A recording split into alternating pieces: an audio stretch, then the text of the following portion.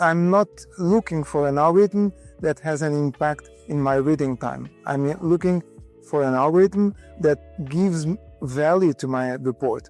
And when I report a scan with icobrain, I'm more confident that the results will be more helpful for the clinician than when I'm not using icobrain. And neurologists are continuously demanding for usage of the algorithm. They want me to use the algorithm because also then they believe more in me plus algorithm, that's just me, which I'm completely fine with that.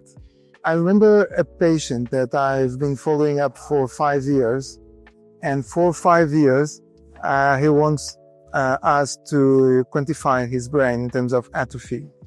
And it's very interesting to see the curve that he's doing along these 5 years that is actually exactly that expected by the algorithm. And now that I'm using it for 5 years, I can see the results over time. And that's very interesting to see how we can actually predict at some point the future.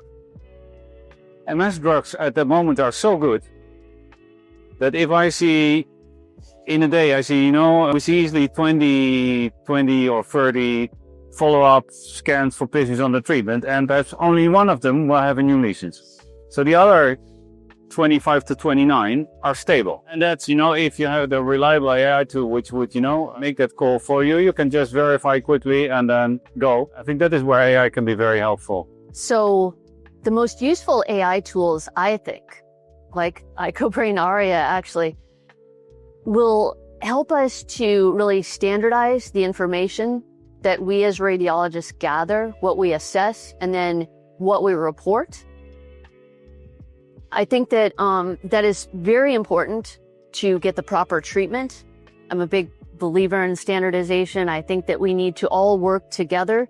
Guidelines from neurology, getting to radiology. Sometimes there is not a clear connection in the hospital, in education, but something like an AI tool, which is showing us what we need to look for, what we need to report, who we need to talk to. Even working on the systems behind the scenes that are going to allow us to communicate with our ordering clinicians. It's really icobrain Aria that's helping us do this. So it's kind of the central hub of that information.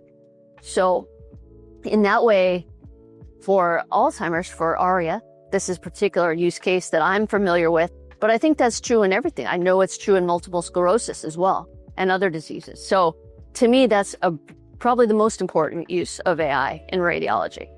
There is a very good appreciation by our neuroradiologists because they take advantage of the icobrain post-processing report in order to improve the quality of their report and to save time in the reporting time.